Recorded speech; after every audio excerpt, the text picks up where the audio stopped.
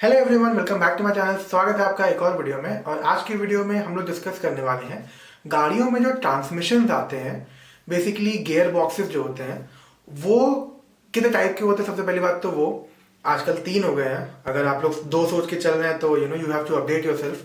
तीन ट्रांसमिशन आने लगे हैं आजकल मार्केट में, और उनमें से कौन से किस किस पैरामीटर में सही होते हैं, बेहतर होते हैं, या वो लैग करते हैं उस कैटेगरी में, वो सारी चीजें हम लोग डिस्कस करने वाले हैं। तो सबसे पहले ट्रांसमिशन होता क्या है, सबसे पहले इसके बारे में बात करते हैं। तो ट्रांसमिशन अगर मैं सरल भाषा में बताऊं तो बेसिकली जो आपकी गाड़ी का इंजन पावर प्रोड्यूस कर रहा है आपके व्हील्स को रोटेट करने के लिए। ऑब्वियसली हमारा कार का पर्पस वही है कि जो गाड़ी इसका इंजन पावर प्रोड्यूस कर रहा है वो चीज ट्रांसफर हो हमारे व्हील्स में। तो व्हील्स में जैसे ही वो जो मैनुअल प्रोसेस के थ्रू वो चीज ट्रांसफर होती है उसे हम गियर बॉक्स कहते हैं, एंड ट्रांसमिशन उसे आप वही कहते हैं। तो आजकल मार्केट में तीन तरीके के ट्रांसमिशन आ रहे हैं, मैनुअल, ऑटोमेटिक और आईएमटी, इंटेलिजेंट मैनुअल ट्रांसमिशन। अब आइए बात करते हैं कि इन तीनों में क्या क्या होता है। देखिए, मैनुअल ट्रांसमिशन पूरी दुनिया को पता है कि क्लच दबा के आपको gear up shift and down shift करने हैं। देन ऑटोमेटिक ट्रांसमिशन में ना ही गियर्स होते हैं ना ही क्लच होते हैं। बेसिकली मैनुअल ट्रांसमिशन में वेरी कर सकता है कि आपके पास पांच ड्राइव के मोड्स हैं, गियर्स हैं, या फिर छह हैं। ऑटोमेटिक में आपको चार गियर्स मिलते हैं, पी, आर, एन और डी। और किसी आपको अलग अलग गाड़ियों में एम या एस मिल सकता है। P for parking, R for reverse, D for drive, and M या एस जो है वो है मैनुअल। एम या एस में आप गियर्स चेंज कर सकते हैं, बट बहुत ज्यादा वैसा आप 1 2 3 4 5 6 नहीं कर सकते, बस प्लस या माइनस कर सकते हैं। और कुछ गाड़ियों में पैडल शिफ्टर्स भी मिलते हैं जिसपे आप स्टेयरिंग के थ्रू वो प्लस और माइनस कर सकते हैं। तो ये चीजें हो गई। अब बात करते हैं अलग अलग पैरामीटर्स की, जिसमें ये तीन कैटेगरीज हम बताएंगे गाड़ियों की कि कौन सी बेस्ट है और कौन सी मिडिल में है, या मॉडरेट है, या फिर कौन सी लोएस्ट है। तो सबसे पहले बात करते हैं ईज ऑफ ड्राइविंग की। ईज ऑफ ड्राइविंग में no doubt the automatic transmission is the best, क्योंकि ना उसमें आपको क्लच दबाना है, ना ही आपको उसमें गियर हाथ से चेंज करने हैं। गाड़ी सब कुछ अपने आप ऑटोमेटिकली कर लेगी, तो इसमें ऑटोमेटिक ट्रांसमिशन बेस्ट है। आईएमटी में आपको थोड़ी सी ईज हो सकती है, और मैनुअल में आपको सब कुछ खुद से ही करना है। बट हाँ, ऑटोमेटिक और मैनुअल और आईएमटी में ये चीज है कि आपको थोड़ी सी आदत डालनी होगी आईएमटी पे अगर आप मैनुअल से शिफ्ट हो रहे हैं तो this is the thing. Then second चीज आती है कॉस्ट ऑफ बाइंग। अगर आप खरीदोगे गाड़ी तो आपको कौन सी सबसे ज्यादा महंगी पड़ेगी।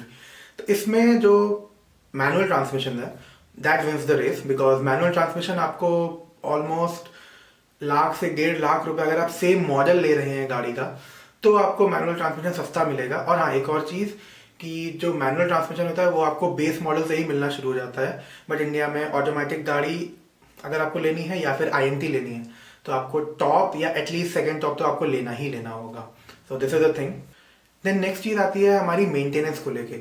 मेंटेनेंस में भी जो मैनुअल ट्रांसमिशन होते हैं, क्योंकि वो ऑब्वियसली कम कॉम्प्लेक्स होते हैं, उनमें कम पार्ट्स लगते हैं, तो इन सब चीज़ों की वजह से जो मैनुअल ट्रांसमिशन है वो आपको थोड़े से सस्ते होते हैं मेंटेन करने के लिए, rather than the IMT and automatic. लगभग आईएमटी और ऑटोमेटिक में ऑलमोस्ट सेम ही कॉम्प्लेक्सिटी या चार्जेस हो सकते हैं, थोड़ा बहुत प्लस माइनस, आप लगभग 5 से 10% डिफरेंस होगा मैक्सिमम ऑटोमेटिक और आईएमटी में।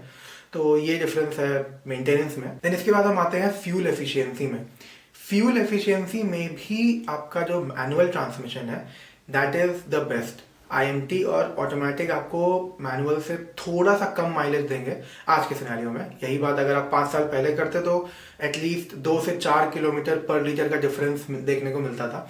अभी भी 1 to 2 अबाउट 3 किलोमीटर पर लीटर का डिफरेंस है, बट हाँ पहले काफी ज्यादा था। अब थोड़ा सा वो सिस्टम को उन्होंने काफी ज्यादा चेंज कर दिया है एंड बेटर कर दिया है, तो काफी एट पार हैं दोनों, एक्चुअली तीनों ट्रांसमिशंस। देन एक चीज आती है स्टॉलिंग कंडीशंस। स्टॉलिंग मतलब गाड़ी चलते चलते रुक जाना। अगर आप ट्रैफिक जाम में या लो स्पीड पे हैं कहीं पे भी या चढ़ाई पे हैं तो वो रुक जाती है जो गाड़ी, वो कंडीशन बहुत दिक्कत होती है। इवन एक्सपीरियंस ड्राइवर्स के साथ कभी कदार हो जाती है। पेट्रोल ट्रांसमिशन में तो बहुत ज्यादा होती है, पेट्रोल इंजन में। तो वो कंडीशन आपको ऑटोमेटिक गाड़ी में फेस करने को नहीं मिलेगी। वो उसके लिए आपके लिए automatic transmission is the best. Manual या इवन आईएमटी में आपने अगर गाड़ी को स्पीड के हिसाब से सही गियर में नहीं डाला है तो वो स्टॉल कर जाएगी एंड वो बीच रास्ते में बंद हो जाएगी, और इसकी वजह से आपको बहुत सारी दिक्कतों का सामना करना पड़ सकता है, डिपेंडिंग आप कौन सी सिचुएशन में फंसे हैं। अब आते हैं हम लोग नेक्स्ट पॉइंट पे, जो कि है यूनिवर्सिटैलिटी।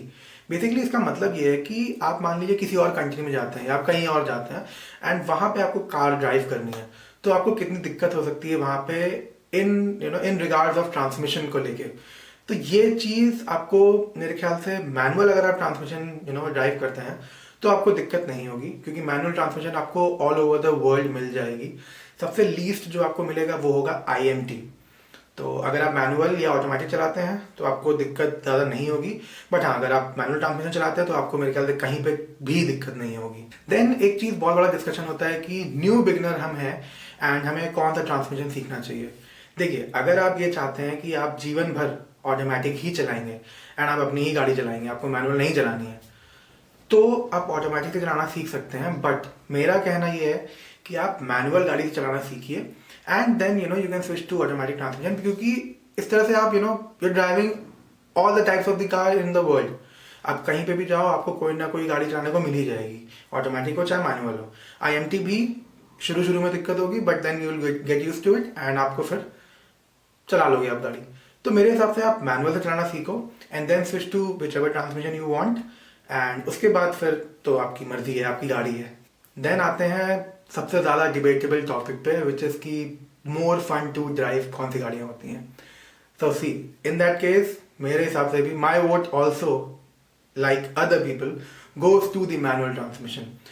इन manual transmission you have the control, everything is under your hands or legs, okay, कि आपको कितना उस इंजन को रेव करना है, कितना आपको पावर चाहिए किस गियर में, how much you want the engine to rev, कि कितना स्पीड तक देन आपको गियर चेंज करना है।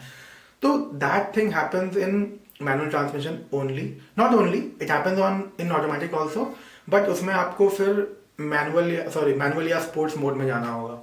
तो that is the thing, and obviously engine भी डिपेंड करता है।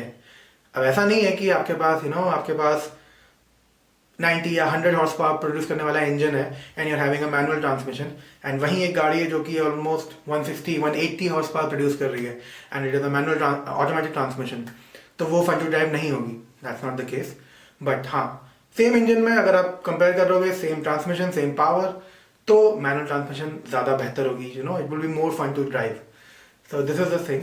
देन अगला पॉइंट है हमारा स्मूथनेस को लेके। स्मूथनेस ऑटोमेटिक ट्रांसमिशन में सबसे ज़्यादा होगी, क्योंकि सब कुछ ऑटोमेटिकली हो रहा है, इंजन अपने हिसाब से सब कुछ चीज़ें कर रहा है। तो जब हम, जैसे जो लोग गाड़ी ड्राइव करते हैं उनको पता होगा कि जब मैनुअल ट्रांसमिशन में हम क्लच दबा के गियर चेंज करते हैं तो वो एक हल्का सा झटका हमें महसूस होता है। वो चीज़ मैनुअल में ही आपको महसूस होगी, IMT में भी महसूस होगी, बट हाँ जो ऑटोमेटिक ट्रांसमिशन है उसमें वो चीज़ काफ़ी ज़्यादा स्मूथ होती है, depending on different gear boxes. तो उसमें हम नहीं जाते हैं, वो एक अलग डिस्कशन का टॉपिक है। तो वो चीज़ आपको ऑटोमेटिक में सबसे कम देखने को मिलेगी। तो अब हम आते हैं अपने कंक्लूजन पे कि किसको कौन सी गाड़ी लेनी चाहिए। देखिए, अगर आप बहुत ज़्यादा पॉपुलेटेड सिटी में रहते हैं, जैसे कि मुंबई, बैंगलोर, दिल्ली में जो रहते हैं उनका दिल्ली, नोएडा, गुड़गांव इतना रन है। मुंबई में रहते हैं जो उनका मुंबई, नवी मुंबई, बैंगलोर में तो आपका लोकल कहीं पे भी रन है। अगर आपका मतलब लोकल में पीक ऑफिस आवर्स में आपका अगर 25 से 30 किलोमीटर का रन है, 20 किलोमीटर का भी रन है, so you can go for automatic. And अगर आपका रास्ते में आपके ट्रैफिक मिलता है, अगर आप हाईवे जाते हैं तो you can choose what ever you want. But अगर आपका ऐसा है कि पीक ट्रैफिक आवर्स में आपका सिटी के अंदर रन है, so you should go for an automatic transmission. आपके पैरों को बहुत आराम मिलेगा, आपके पैर आपको बहुत दुआएं देंगे, स्पेशली द लेफ्ट वन। वो आपको मतलब गजब ही दुआएं देगा वो आपको कि भाई आज अभी अलग ही आराम दिया है आपने मुझे। तो अगर ऐसा सिचुएशन है तो you can go for an automatic. But हाँ भाई, कॉस्ट, मेंटेनेंस, माइलेज, वो सारी चीज़ें आप you'll have to go through that.